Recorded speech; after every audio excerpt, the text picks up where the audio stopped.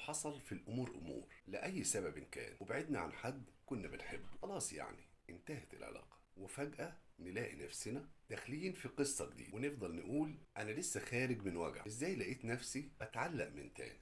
السؤال بقى، طيب هو ده حب فعلا ولا مجرد هروب من الفراغ، ولا علشان ننسى بيه الشخص الأولاني؟ يلا بينا نعرف الحقيقة.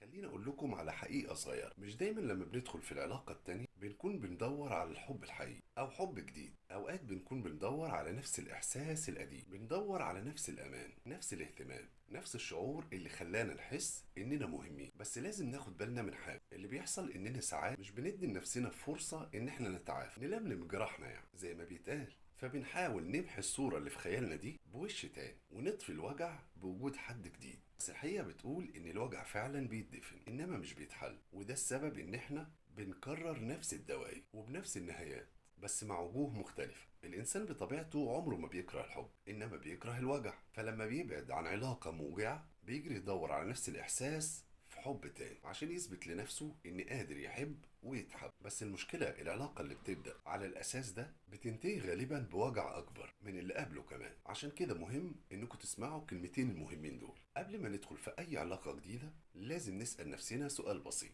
أنا داخل العلاقة دي علشان عايز إيه؟ عايز أشارك حب حقيقي يكون متبادل ولا علشان أهرب من الوجع؟ لو الإجابة التانية ناخد وقتنا كويس ونراجع نفسنا ونصلح اللي اتكسر جوانا، يعني نفهم ليه اتعلقنا وليه اتوجعنا. ساعتها بس لما ندخل علاقة جديدة هنبقى داخلين بقلب سليم، مش محتاجين حد يكملنا لكن حد يشارك. الحب الحقيقي مش محتاج انكم تلاقي حد ينسيكم الشخص اللي قبله، لكن انكم تلاقوا نفسكم جاهزين انكم تعيشوا حب ناضج من غير اي خوف ومن غير كمان جرح قديم. فلازم ناخد وقتنا، لان اللي بيحب بسرعة بعد وجع غالبا بيدخل بسرعة في نفس الوجع من تاني. قولوا لي رأيكم في التعليقات لانها مهمة جدا.